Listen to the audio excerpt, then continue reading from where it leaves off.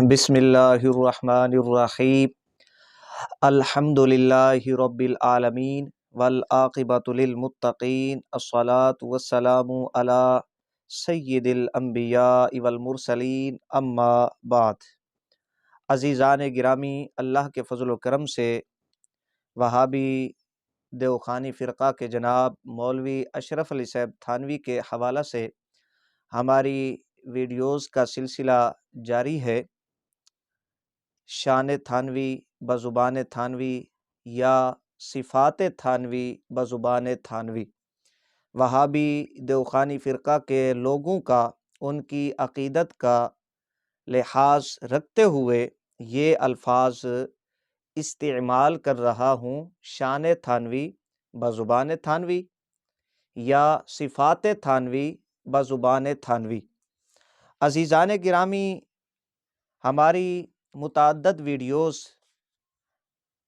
مولوی تھانوی صاحب کے حوالہ سے ان کی صفات، ان کی شان کے متعلق مولوی تھانوی صاحب کی زبانی ہمارے اسی چینل پر موجود ہیں، وہ سماعت کی جا سکتی ہیں۔ عزیزان گرامی، فقیر ابتدا میں ہی یہ بات عرض کر دیتا ہے کہ ہماری یہ ویڈیوز الزاماً ہیں وہابی دیوخانی فرقہ کے جناب مشہور گپی نجیب اللہ عمر صاحب، وہابی دیوخانی فرقہ کے جناب مولوی ساجد خان صاحب کوڈو، مولوی ابو ایوب صاحب اور دیگر وہابی دیوخانی فرقہ کے مولوی حضرات جو اے دن انتشار پھیلاتے رہتے ہیں، علماء اہل سنہ و جماعت کی صاف بے غبار عبارتوں میں قطع و برید سے کام لے کر عوام کو گمراہ کرنے کی کوشش کرتے ہیں اور علماء اہل سنہ و جماعت کے خلاف زبان درازی کرتے ہیں، بکواسات کرتے ہیں۔ ان حضرات کو آئینہ دکھلانا مقصود ہے کہ اس آئینے میں اپنی شکلوں کو دیکھیں اور اپنی حقیقت کو پہچانیں، اپنے اکابرین کے واقعات کو، ان کی سیرتوں کو پڑھیں اور پھر ادھر ادھر آپ بات کیا کریں۔ دوسروں پر کیچڑ اچھالنے سے پہلے اپنے گھر کے گند کو صاف کریں۔ عزیزان گرامی، مولوی اشرف علی صاحب تھانوی کے حوالہ سے ہم آج ایک انکشاف کریں گے، ایک عجیب انکشان آپ حضرات کی بارگاہ میں اس کا اظہار کریں گے۔ عزیزان گرامی، مولوی اشرف علی تھانوی صاحب کے ملفوظات فقیر کے پاس ہیں اور فقیر نے 16 جلدوں کا بالاستیعاب مطالعہ کیا ہے۔ مولوی اشرف علی تھانوی صاحب کے جو ملفوظات 30 جلدوں سے زائد ہیں، 16 جلدوں کا مطالعہ کیا ہے، اور دیگر بھی مولوی اشرف علی تھانوی صاحب کے جو سوانح نگار ہیں ان کی کتب بھی فقیر کے زیر مطالعہ ہیں۔ فقیر اس نتیجے پر پہنچا ہے کہ مولوی اشرف علی تھانوی صاحب ایک لالچی انسان تھے، دنیا پرست انسان تھے۔ یہ مطالعہ کر کے کہہ رہا ہوں، کوئی الزام نہیں لگا رہا، میں آگے انشاءاللہ العزیز یہ بات ثابت بھی کروں گا۔ مولوی اشرف علی تھانوی صاحب کی انگریز سے وفاداری، ان کی محبت، ان کا تعلق یہ کسی سے ڈھکا چھپا نہیں ہے۔ مولوی اشرف علی تھانوی صاحب کی انگریز سے وفاداری کو وہابی دیوخانی فرقہ کے متعدد مولویوں نے متعدد کتب کے اندر بیان کیا ہے۔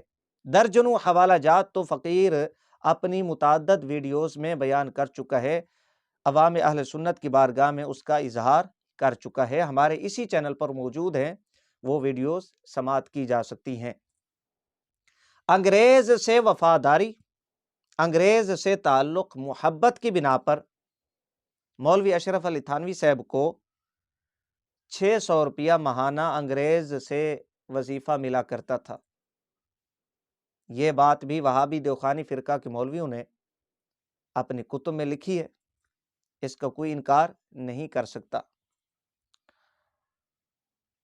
عزیزان گرامی، انگریز سے 600 روپے کے علاوہ مولوی اشرف علی تھانوی صاحب کا جو ذریعہ آمدنی تھا وہ چندہ لینا تھا، مریدین سے، متوسلین، معتقدین، محبین سے چندہ بٹورنا تھا۔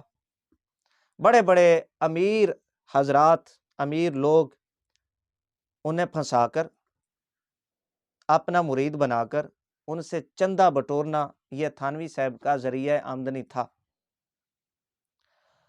اب جو بکواسیں کرتے ہیں امام اہل سنت رحمہ اللہ کے حوالہ سے، الزام تراشی کرتے ہیں، انہیں مولوی اشرف علی تھانوی صاحب کے حوالہ سے یہ معلومات حاصل کرنی چاہیے۔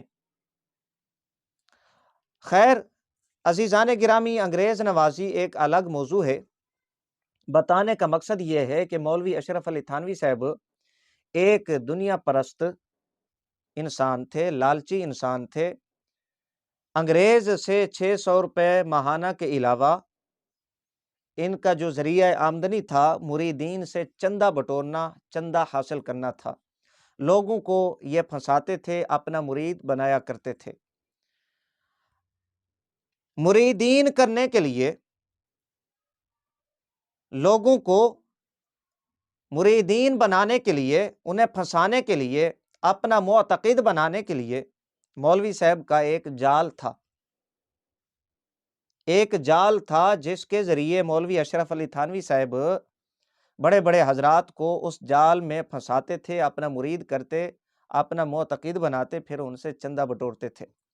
یہ آج ہم انکشاف کریں گے۔ عزیزان گرامی، حوالہ جات آپ سماعت فرما لیں۔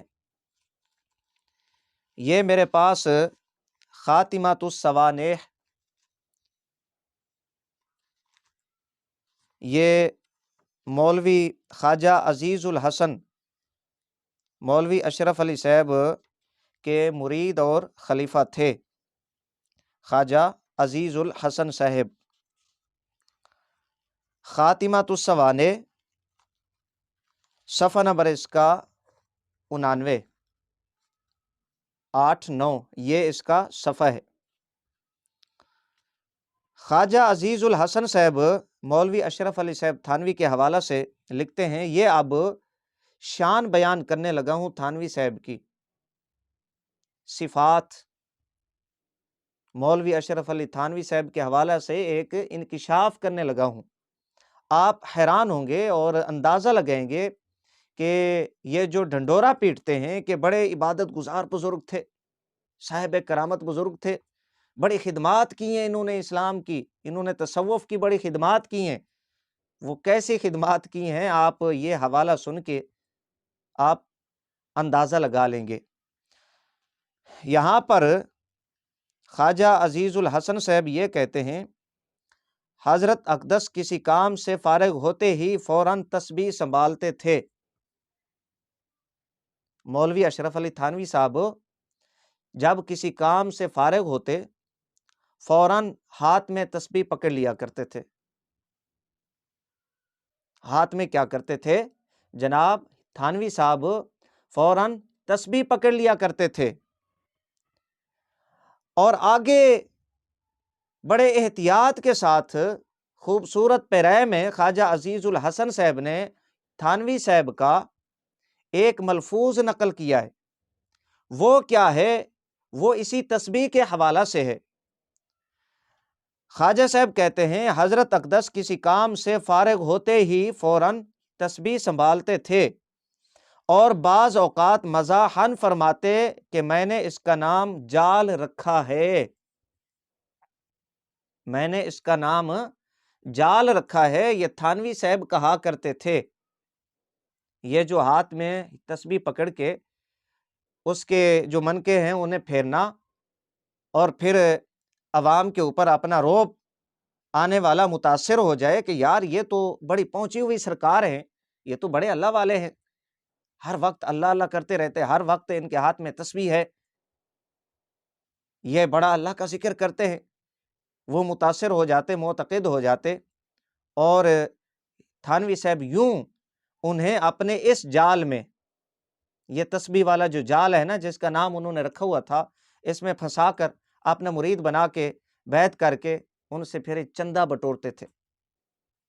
ایک بار پھر سن لیں، اور بعض اوقات مزاحن فرماتے، یاد رکھیں یہ مزاحن یہ خواجہ عزیز الحسن صاحب کا جملہ ہے، تھانوی صاحب کا نہیں ہے، یہ ناقل ہیں، انہوں نے پھر ظاہر ہے اب بچانا بھی تھا تھانوی صاحب کو، یہ ان کے خلیفہ تھے، مرید تھے۔